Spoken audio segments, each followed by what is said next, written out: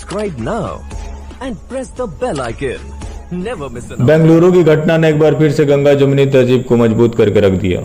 मामला यह था, किसी कांग्रेस एमएलए के रिलेटिव ने पैगंबर मोहम्मद पर टिप्पणी कर दी। बस क्या था फिर, अब घर मकान पुलिस स्टेशन ये सब तो जलने ही थे। अब हमारे राम जी थोड़ी ना है, जिनको गाली दो तो धर्मनिरपेक्षता मजबूत होती है, अभिव्यक्ति की आज़ादी मजबूत होती है। उसके बावजूद वो अपने अनुयायियों को ये अनुमति नहीं देते कि आप जाके वाजिबे कत्ल करो। और हिंदू वैसे भी एक सरकारी कम्युनिटी है और ये अंग्रेज़ों के समय से चलते आ रहा और उनको अंग्रेज़ों के ज़माने से स्पेशल स्टेटस मिला हुआ है। अब आप देखिए, इंडियन एक्ट हिंदुओं पे लागू होते थे और उनके लिए 1937 में एक शरीयत एक्ट पास हुआ। देश आज़ाद होने के बाद उन्होंने अपना एक हिस्सा ले लिया, उसके बावजूद भी वो सुप्रीमेसी जारी रहा। 1973 में all India Muslim personal law board का गठन हो जाता है ताकि उसको सेफगार्ड दिया जा सके। इस कौम को समानता चाहिए, लेकिन जहाँ समानता की बात होती है वो धर्म के खिलाफ हो जाता है। अगर कोई यूसीसी की बात कर दे या जनसंख्या नियंत्रण की बात कर दे तो वो फिर इंटॉलरेंस बढ़ जाता है इस देश में। और इस कौम की सबसे बड़ी खासियत यह है कि ये डरी हुई कौम है। मैं कभी कभी सोचता हूँ कि जिस दिन इन लोगों ने डरना बंद कर दिया उस दिन क्या होगा। अब बेंगलोर की घटना ले लीजिए, विधायक के घर तोड़ फोड़ की, आगजनी की, पुलिस स्टेशन जलाए, गाड़ियाँ जलाई, क्या फ़र्क पड़ता है साहब? डरे हुए लोग हैं।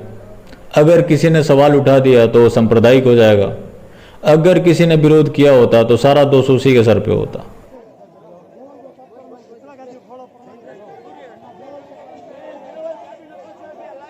उसके बाद एक मंदिर को बचाने वाले शांतिदूत ही थे, दंगाई भी शांतिदूत, पत्थर चलाने वाले भी शांतिदूत, आगजनी करने वाले भी शांतिदूत।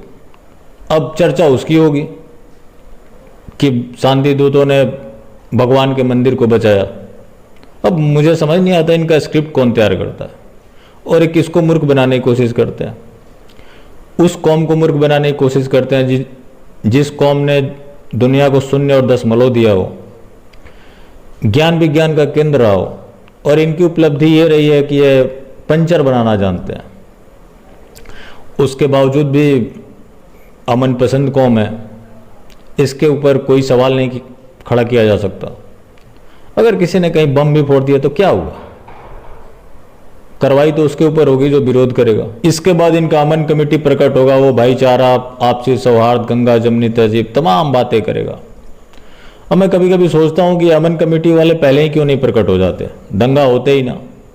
और इसमें सबसे खास बात ये रही है कि जिन विधायक के घर तोड़ फोड़, आगजनी और जो तमाम चीज़ें हुई हैं वो दलित समाज से आते हैं, जिनको अक्सर ये शांतिदूत हिंदुओं से अलग बताने की कोशिश करते हैं और जय भीम जय भीम के नारे लगाते हैं।